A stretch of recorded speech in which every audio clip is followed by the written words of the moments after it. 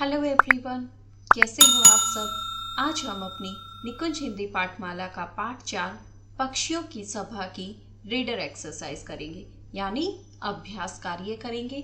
सबसे पहले हम शब्दार्थ पढ़ेंगे, तो चलिए शुरू करते हैं। शब्दार्थ। टीला, मिट्टी या रेत का ऊंचा ढेर।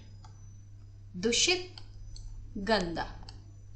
सदियों से, सैकड़ों वर्षों से। वायु प्रदूषण, हवा की गंदगी। एकांत, सुनसान जगह। हड़कंप, तहलका, आतंक। चलिए अब हम अपनी रीडर एक्सरसाइज यानी अभ्यास पढ़ते हैं। पाठ ज्ञान।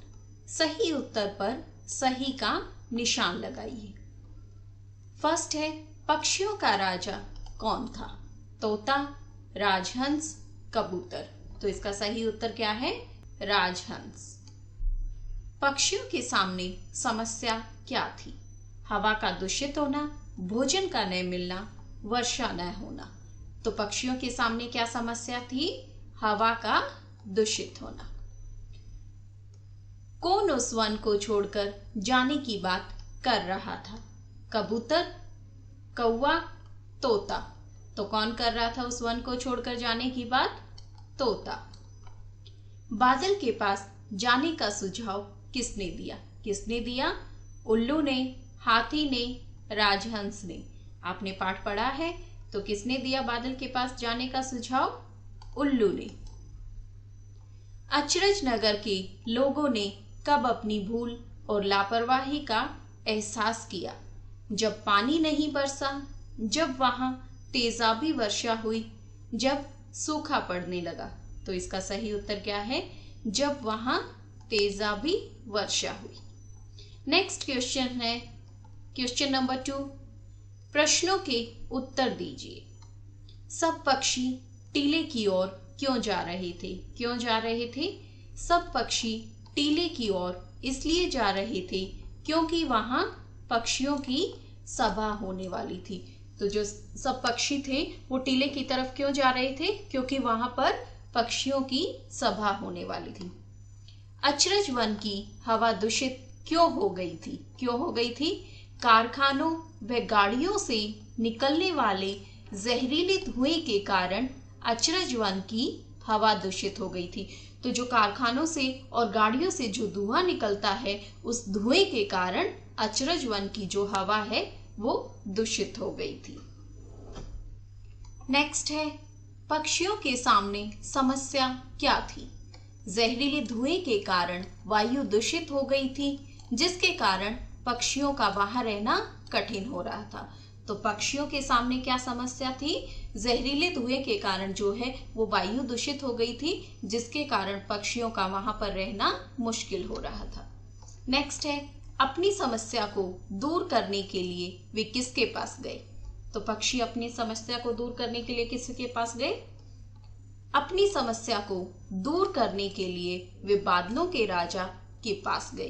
तो अपनी समस्या को दूर करने के लिए जो पक्षी थे वो किसके पास गए? बादलों के राजा के पास। नेक्स्ट है, ऐसी हालत यदि आपके इलाके में हो तो आप क्या करेंगे? ऐसी हालत यदि हमारे इलाके में हो तो हम निम्नलिखित उपाय करेंगे।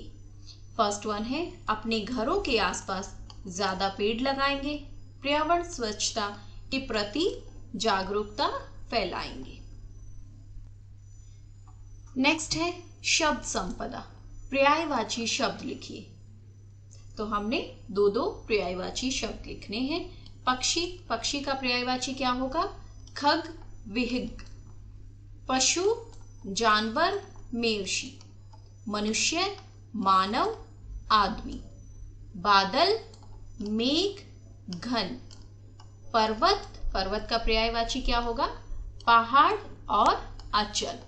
वन, वन का पर्यायवाची क्या होगा? जंगल और कानन। नेक्स्ट है सेकंड क्वेश्चन, विलोम शब्द लिखिए।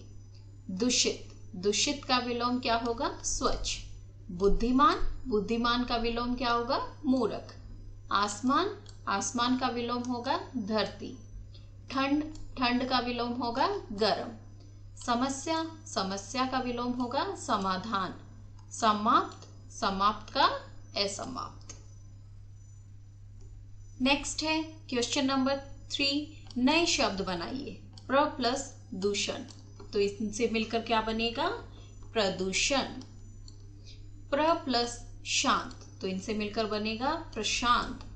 प्र प्लस चार, प्रचार।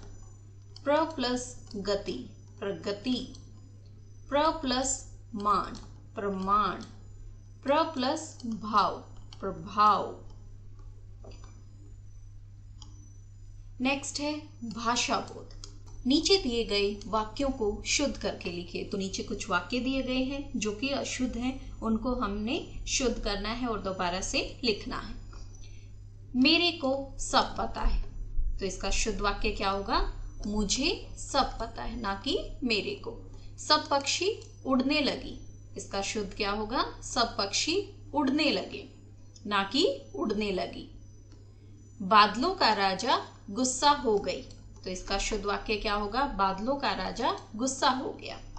सभा समाप्त हो गया, सभा समाप्त हो गई, ना कि हो गया। हो गया ये रोंग हो जाएगा। उन्होंने प्रदूषण कम करने के लिए कई उपाय किया, तो इसका शुद्ध वाक्य क्या होगा? उन्होंने प्रदूषण कम करने के लिए कई उपाय किए। पाठ में से 5-5 संज्ञा, सर्वनाम और क्रिया शब्द छांट कर लिखिए। संज्ञा, तोता, लोग, नगर, पर्वत, हिमालय। सर्वनाम, हम, उन, उसके, तुम, मैं। क्रिया, उड़ चले, चल दिया, शुरू, सुझाव दिया, पहुंचे। नेक्स्ट है नीचे दिए गए शब्दों की तरह 2-2 शब्द बनाइए। तो नीचे कुछ शब्द दिए गए हैं, इनकी तरह हमें 2-2 शब्द बनाने हैं। जैसे अचरज, नगर, राजहंस। प्रदूषण, प्रचार, प्रमाण। वर्षा, पर्वत, वर्ष। Truck, train, drama. हमारी रीडर एक्सरसाइज खत्म हो गई है। अब हम मौखिक प्रश्न उत्तर करेंगे। चलिए शुरू करते हैं मौखिक प्रश्न उत्तर। फर्स्ट क्वेश्चन है, सब पक्षी किधर जा रहे थे और क्यों? सब पक्षी किधर जा रहे थे? सब पक्षी अचरज वन के बीचों बीच एक टीले की ओर जा रहे थे, क्योंकि वहां पक्षियों की सभा होने वाली थी। तो सब पक्षी कहाँ जा रहे थे? अचरज वन के एक टीले की तरफ जा रहे थे, क्योंकि वहां पर पक्षियों की सभा होने वाली थी। नेक्स्ट है, पक्षियों की सभा किसने बुलाई थी? किसने बुलाई थी? पक्षियों की सभा पक्षियों के राजा राजहंस ने बुलाई थी। तो जो पक्षियों की सभा थी वो किसने बुलाई थी? जो पक्षियों का राजा था राजहंस, उसने यह सभा बुलाई थी। नेक्स्ट है, पक्षियों की सभा में हाथी क्यों आया था? तो पक्षियों की जो सभा थी उसमें हाथी क्यों आया था? हाथी जंगल का सबसे बड़ा और समझदार जानवर था, इसलिए उसे पक्षियों के राजा राजहंस ने बुलाया था। तो जो पक्षियों का राजा था राजहंस, उसने हाथी को बुलाया था। क्यों? क्योंकि वो जंगल का सबसे बड़ा और समझदार जानवर था। नेक्स्ट है, पक्षियों पर क्या मुसीबत आई थी? तो पक्षियों पर क्या मुसीबत आई थी? पक्षियों पर स्वच्छ पर्यावरण और सुरक्षित निवास स्थान न मिलने की मुसीबत आई थी। अचरज नगर में रहने वाले लोगों ने अचरज नगर की हवा को इतना दूषित कर दिया था कि पक्षियों का वहां रहना कठिन हो गया था। तो पक्षियों पर क्या समस्या आ गई थी? क्योंकि उनको रहने के लिए स्वच्छ पर्यावरण और सुरक्षित स्थान नहीं मिल रहा था। क्यों? क्योंकि जो अचरज नगर के निवासी थे उन्होंने वायु को बहुत अधिक दूषित कर दिया था। नेक्स्ट है, कौवा वन छोड़कर क्यों नहीं जाना चाहता था? कौवा वन छोड़कर नहीं जाना चाहता था क्योंकि वे सदियों से वहां रहते आ रहे थे, इसलिए जो कौवा था वो वन छोड़कर वहां से नहीं जाना चाहता था। हाथी का क्या कहना था?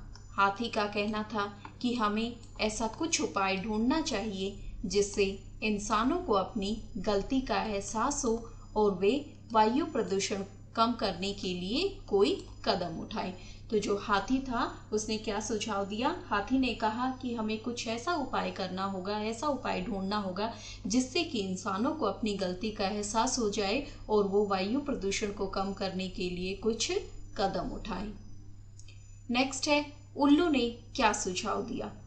उल्लू ने बादलों के पास जाने का सुझाव दिया। तो जो उल्लू था उसने किसके पास जाने का सुझाव दिया? उसने बादलों के पास जाने का सुझाव दिया। राजहंस अपने मित्रों के साथ किधर चल दिया? राजहंस अपने मित्रों के साथ हिमालय की ओर चल पड़ा। तो जो राजहंस था वो अपने मित्रों के साथ किसकी तरफ चल पड़ा? हिमालय की तरफ। क्यों? क्योंकि वो बादलों के राजा से मिलने के लिए जा रहा था।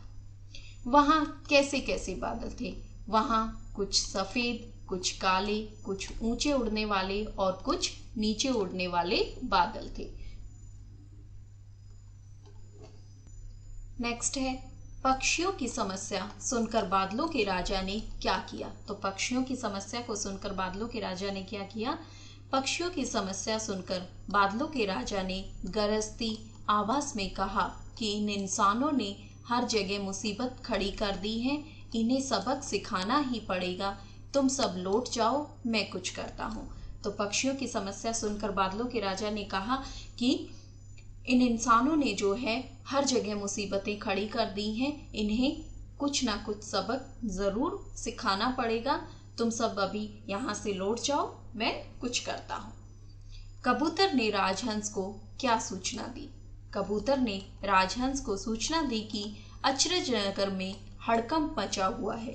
वहां चारों ओर तेजाब की बारिश हो रही है, जिससे वहां के सभी लोग बहुत परेशान हैं। कबूतर ने राजहंस को क्या सूचना दी कि अचरज नगर में जो है हड़कंप मची हुई है, चारों तरफ भागदौड़ मची हुई है, वहां चारों तरफ जो है तेजाब की बारिश हो रही है, जिसके कारण जो लोग हैं वो बहुत परेशान हो रहे हैं।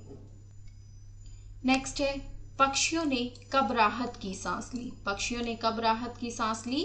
जब अचरज नगर के निवासियों ने वायु प्रदूषण कम करने के लिए उपाय किए और हवा भी स्वच्छ होने लगी, तब पक्षियों ने राहत की सांस ली। तो पक्षियों ने कब राहत की सांस ली?